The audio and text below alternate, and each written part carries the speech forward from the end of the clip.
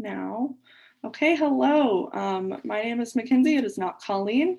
I am the Director of Office Management here at Therapy Matters. I am also a student of Marriage and Family Counseling at UNC. So I also have a little bit of experience in this area as well. And this is our therapist, Alex. Hello. Yeah, I am the clinical director here at Therapy Matters, and I work with clients with trauma, personality disorders. I also run the grief group here at Therapy Matters, and I also have another job where I work with forensic populations with men on probation. And I've been with Therapy Matters for almost 3 years now. Okay, so we are going to be talking about toxic positivity and spiritual bypassing today. And so I'm gonna get this ball rolling with what is toxic positivity? A lot of people don't actually know what it is. Yeah. So toxic positivity is having a positive mindset no matter the difficult situation that you're in. And the reason why I think it's important to talk about, especially today, given everything that Boulder, Colorado just went through with the shooting, especially around grief. When people are going through hard times, it's easy to say to people, be positive. Here's actually, I'm going to read some common statements that I wrote down here that people usually say. So you should smile more, or it will all be fine. It could be worse. Look on the bright side. This is a big one. Everything happens for a reason. Think happy thoughts. So you're not going to tell these families who just went through this horrific disaster, tragedy, everything happens for a reason. Because that's not honoring where they're at in their process. Mm-hmm. That is not, that in a way is dehumanizing their experience, and it's taking away validation that they're going through a hardship and they're exactly where they need to be in their grief process, in their depression, in their anxiety. An example I like to give is if a woman's giving birth, you're not gonna go to her and if she's in pain and say, it's not that bad, or think positive thoughts. That is a huge lack of empathy. And especially with social media these days, it's easy to look on the internet and say, don't look on the negative side. What that does is it shames us and causes isolation. I don't know if you wanted to ask more follow-up questions about that, Mackenzie, about toxic positivity. Yeah, so you're kind of giving examples of toxic positivity being external, or receiving it from other people. Can toxic positivity come from yourself? Sure. I think when we don't want to feel uncomfortable feelings like shame or anxiety or low self-esteem, we can sort of have this part of ourselves that says, suck it up. It's not that bad. Our inner critic tends to come in, and that can cause a split within ourselves. So our self that wears a mask to the outside world versus how we're feeling internally. And usually I do feel like toxic positivity can stem from more of the external world or from our family system, whether we grew up with a parent who had really high expectations for us or to be perfect. We're not allowed to fail because that means weakness. We're not allowed to show vulnerability because that equals weakness, when in reality, vulnerability means strength, because being vulnerable is not a safe feeling. So it can be internal, but I do feel it comes more from external sources. Yeah. And then, so our society really values like that positivity, like just like buck up sort of thing. So how might this like affect mental health? Like why are we talking about this essentially? Yeah, so it can affect mental health because it can cause severe isolation and shame and depression. For example, we all just experienced this pandemic for the last year. And when you go on social media and you see people staying positive, one, we have to remember that's social media, not everybody is being honest. But it can really cause conflict within yourself. You can start to compare yourself to others, and then you start to push down trauma, and you don't look at yourself with an accurate view. You see yourself through a distorted lens, and that can cause more anxiety, which can cause physiological somatic symptoms. So for example, a lot of people can have like really severe back pain, and they don't know that it can because you're totally not paying attention to your emotions. And instead of showing your emotions, it's now showing it as back pain. So it can really cause psychological distress. And like I said, isolation. Then people don't want to go and connect with others who are positive, because then they look like in Winnie the Pooh, Eeyore. No one wants to be with a Debbie Downer rather than being your authentic, true self in the moment. Right. Mhm. I sent Alex a list of questions. This is off the list of questions. Why might someone like want to do this, like just present as positive? Like, I'm gonna call myself out a little bit. I have a friend who was diagnosed with cancer in October, and it really affected like me. I know it affected her more, but I was very upset, and to cope, I just kind of told her like, I'm sure everything's going to be okay. It'll be okay. It'll be okay. And that was my way of coping with it. And I realized that wasn't helpful to her. So why might someone, what other reasons might someone? Yeah, I think fear is a huge part in that. Fear of reality, or fear of having to face some really, maybe something that's going to happen in the future that's going to be really painful. Fear of not being in control, I think, is a big one. Mhm. You know, when they say ignorance is bliss, right? I'm not going to look at that. I really do think fear is a huge thing. And also, when we feel emotions, we oftentimes feel them in our body, and that can get stuck Yeah. in our body and can cause, like I was saying earlier, like physiological symptoms. But really, it's to not look at that the world can be a really painful place and that people are suffering, and because it makes us uncomfortable, we don't know what to say, then we say positive things like that rather than empathy. Like, yeah, I'm sure it's really scary. I can't imagine what that feels like, or I can only imagine how hard this must be. That will actually bridge more connection than separation and isolation. I don't know if that answers your question, Yeah. but Yeah, absolutely. And then so how can you tell the difference between like toxic positivity and like just genuine optimism? Because they seem yeah, very close. yeah. I mean, optimism is great given the right situation, right? And Mhm. I think with toxic positivity, oftentimes people just don't want to dwell in depression, which is important. Depression freezes us. There is a difference between showing depression or sitting in depression for a long time versus sadness. Sadness can move and flow, and we express it and experience it. And depression is often freezing to us, but we can be optimistic in terms of not, like I said, not dwelling on things, not having these OCD cycles where we're cycling oftentimes in our mind, and yeah, perpetuating that cycle. That's not healthy, right? That's not good mental health for us. Getting out and doing exercising towards our mental health, but also allowing us to sit in whatever it is, grief, anger. I think optimism it depends on when you're saying it and the situation, and not just using it as a lighthearted statement to say to somebody when you don't know what else to say to them. Right. Yeah. So with that, when you notice that someone is like having that toxic positivity, how might you like address that person? I don't know if you would know some ways to like be like, hey, this isn't helpful. Yeah, I usually, from my own experience or even as a therapist, I can share with them, no, this is really painful and I'm allowed to feel how Mhm. I'm feeling. Sort of taking my own ownership of these are my feelings. It's very valid that I'm feeling this way, and having boundaries with people.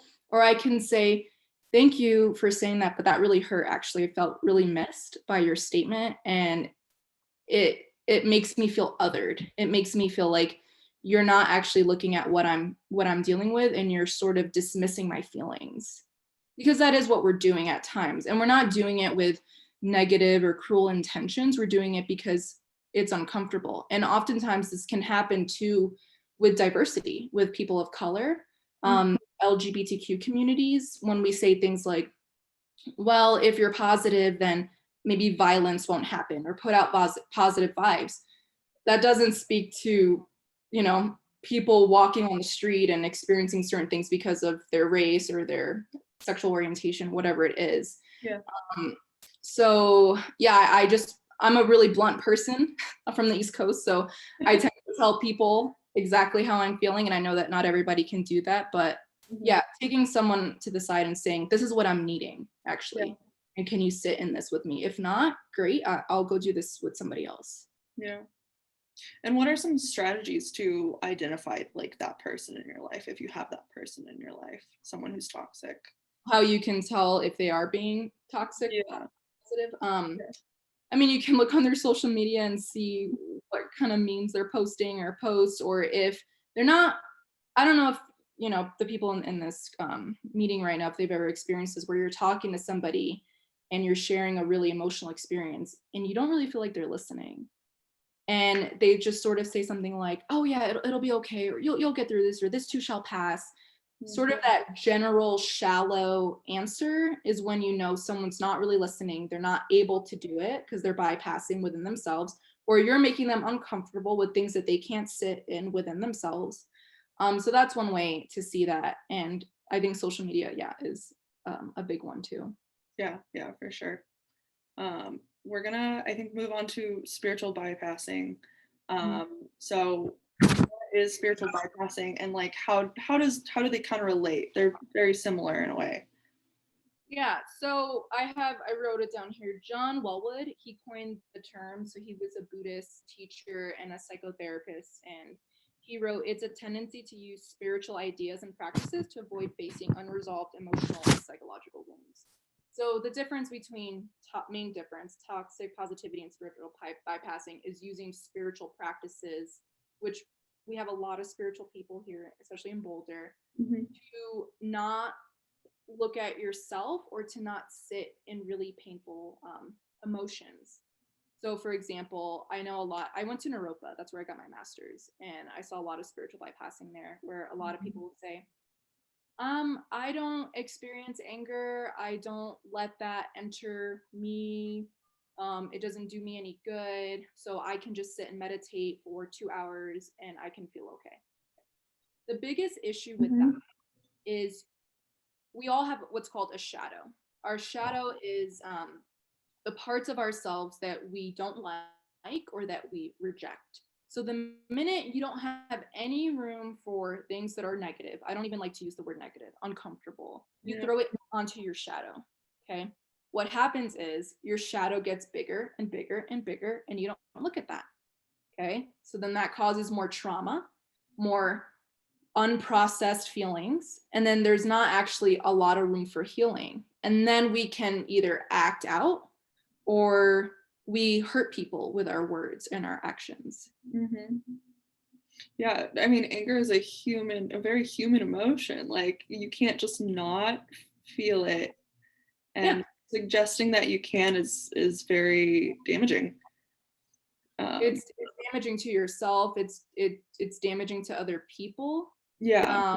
Because then people will start to think that there's something wrong with them, Right. because their ego is affecting them, or they're not as spiritually developed as the other person. And really, you know, if you really look at yourself, it's really hard and it's really painful. And the world is really hard and really painful. That's true. That's reality. And you can't just yoga your way out of or meditate your way out of the things that you've gone through in your life. It's actually more of a spiritual journey to go through that darkness and come out of it. Yeah. It's actually really hard, deep work that a lot of people don't want to do, so they'll spiritually bypass instead. I think a lot of people disguise these things as like a form of self-care, and in a way it is self-care, but when you're avoiding dark feelings like that, like it turns bad. Yeah, it's you know, it's like the image of a ship. You know, you have this big ship and it's, you know, on the surface and it's big and it's beautiful, and then you drop the anchor down. You drop the anchor, that anchor is not going to move, right? The ship is not going to be able to move. And I sort of see that as with spiritual bypassing, the shadow. we put everything down, down, down at the bottom of the ocean floor, and we're not actually really able to ascend and grow spiritually. Though a way to grow spiritually is to dive into those not so positive emotions. Yeah. And will this affect, you kind of talked about it a little bit, mental health the same way toxic positivity might? Sure. I mean, I think I see a lot of people when they can't look at themselves because they're afraid. And this can be a big thing that I've experienced my own. I'm not saying this is in all spiritual communities, but this is something I've witnessed myself, is a lot of narcissism in the spiritual communities. And those people who struggle with narcissistic tendencies teaching other people spiritual practices where it's all about them, right? All about me and my journey, and I'm positive and you're not. And that can cause a lot of damage, psychological damage, to people who are comparing themselves to these leaders in the spiritual communities. And also, like I've said before, a lot of shame, internal shame and anxiety where, oh, why do certain things affect me and not this person? How is this person able to sit in tragedy and despair and be okay and I'm not? We start comparing ourselves when really we need to validate and honor our emotions and sit in the shit, sit in the hardest, ugliest parts of ourselves, of the world, in order to grow from that. But yeah, it can cause a lot of isolation and anxiety and severe depression. And people don't actually realize that. Right. And you kind of covered a question that I was going to ask. Like, how does one just like sit in the shit, you know? Yeah. Like how do you just, because it's hard. It's a hard thing to do. How do you just sit with those emotions? Yeah, I mean, of course, I'm gonna recommend therapy. I'm a therapist. Yeah, I've been in therapy for 10 years myself, and I still have so much to learn and to grow and to process. You know, if people are creative, you know, using different art mediums to process things, or writing or exercising or doing what we're doing, I think more dialogue, having more conversations around things that people are going through that they're afraid to talk about. I work with men on parole and probation, and oftentimes the reason why they committed their offense is because they didn't have anyone to talk to, because they were afraid to share how they were feeling. And like I said, they put it in their little shadow box that got bigger, and they ended up offending. We can look at what just happened in Boulder, you know, with this shooter. I mean, I don't know him. I don't know why he did what he did. That's not, you know, I'm not going to necessarily speak on that, but Yeah. I would bet that he had some mental health problems, you know, him not being able to process that. And then now here we are in active violence. And yeah, it causes mental suffering. So I really do think talking about it, going to therapy, and just really sitting and breathing and asking yourself, how am I feeling right now in this moment? What am I feeling today? And not running or hiding from your emotions. Yeah. Yeah.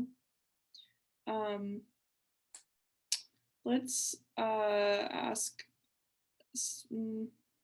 what are some ways to like, kind of like with toxic positivity, what are some ways to like overcome spiritual bypassing? To overcome spiritual bypassing. Yeah, like kind of, you know, I don't know if it's something that you could address with another person, because like that's their own spiritual thing. But when they are doing that to you. Yeah, I think reality checks, you know, are great. You know, I tend to ask, you know, those people, I mean, like I said, I'm pretty blunt, so I'll say, like, what are you afraid of? What were to happen if you weren't so positive? Because you can't live in like a dichotomous world that's so extreme where the pendulum is just swinging one way or the other. And I really just, like I said earlier, create space and boundaries with people like that. And I tell them, hey, I'm not going to tell you how to live your life. And what you're saying is really offensive to me. And I really don't care to have this conversation with you. Just strong boundaries around that, because I think people like that tend to want to just preach about, Yeah. oh, you should do this and that, and they're not actually really empathetically listening or scanning the room for who they might be offending. Yeah. Mm. Unfortunately, I see this a lot in the therapeutic community. Oh yeah. Yeah, from therapists or people who wanting to become therapists is like, well, I'm stronger than you because I can handle this, and it's like, but that's not who we're supposed Yeah. to be. And it's not, even for people who are empaths, right? I'll see, I'm an empath. I see a lot of people that will say, I'm an empath, so I can't handle that stuff. And I'll say, you're not, you're treating yourself as really fragile and delicate, Mm-hmm. and sort of coming up with excuses as to why you can't deal with something. And as a therapist, I'll be the first to admit that, when I heard about the shooting, I wanted to lay in bed all day. Yeah. It doesn't mean that I'm not strong, but it meant that you either do the work, there's a saying, right? You do the work now or you do the work later. So I let myself grieve in that moment. I said, it's totally okay that I'm laying in bed for 2 hours before going to work and crying. And then I can get up and I can go to work and I can still be my authentic self, Yeah. rather than saying, oh, I'm strong, I can do it. We're human. Right. That takes away from our humanity. I relate more to people when they're being honest and authentic with me than someone who's got a poker face and a mask. It makes me really feel disconnected and not trust them. Yeah. Yeah. Yeah, after the shooting, I turned off my phone for the rest of the day just because it's something that like I needed to step away from for a little bit. But yeah, got back to it. I'm talking with my own therapist about it next Friday. So Yeah, it's important to know your limits with those yeah, things. yeah, absolutely. I don't think I have any more questions. Do you have anything else you want to add? I don't, but I want to open it up to any questions that the two people who are here might have. And like we said, this is anonymous, totally confidential, but Yeah. I really appreciate you coming today. And I know it can be really scary and hard to ask questions, but I'm totally open to it. If either of you have any questions for me and Mackenzie, Mhm. and if not, that's totally fine too. If not, I mean, this was kind of a pretty brief one, but I think it was very important um, to talk about. Yeah, it's really important, especially with, like I was saying earlier, with social media. We see really happy moments, people, whatever it is that they're doing on the beach, eating dinner with their family, and you really start to compare yourselves to these images. And you know how many people are either depressed and laying in bed most of those days, or they're arguing with their partner. They're not going to show that on social media. Mm-mm. I literally was with my friend, and him and his girlfriend got into a huge argument, and then we went to dinner, and then they posted, "We're the best couple ever," and I'm like, no, you're not. um, it's such a distorted lens. Yeah. And I think that also puts people into a headspace of, what is there something wrong with me? What am I doing in my life that I don't have that? And that's why I wanted to talk about this, because we can really be hard on ourselves, and allowing ourselves some compassion around the year that we just went through, everything we've gone through politically, natural disasters, all this stuff. Really just having compassion for ourselves and allowing ourselves to just show up as we are. Yeah. With social media, I feel like the only time you are allowed to post bad things is when it's a very bad thing, Yeah. Which kind of perpetuates that idea of like you can only be sad if something really bad has happened to you. Yeah, and that's not real life. That's not realistic. Right. Yeah.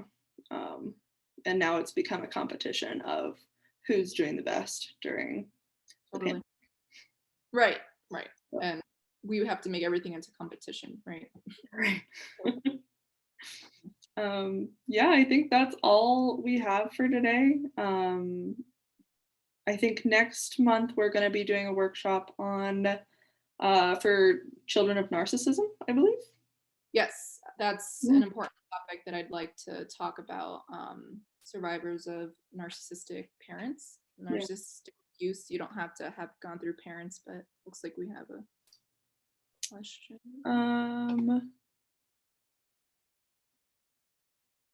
I do want to say that your honest, open style was refreshing and very informative. I appreciate your time. Great session. Thank you so much. We really appreciate it. Thank you so much for saying that. Yeah. Really appreciate it. Hmm. Thank you. Um, Glad you came. yeah, we're very glad you came. But if we don't have anything else, you guys are free to go. And this will be posted on YouTube if you want to watch it later on. Great. Thank you. Have a great Yeah. week. Yeah, have a good evening. Not even have a great weekend, whatever the weekend, however it unfolds for you. Right. Totally okay. We don't have Yeah. to be so positive. It doesn't have to be a great It weekend. doesn't have to be a great weekend. It can be a shitty, lazy weekend. However it is for you. That's kind of what I'm wanting, honestly. It might be a shitty, lazy weekend. We'll see. Yeah. Thank you. Yes, thank you. Okay.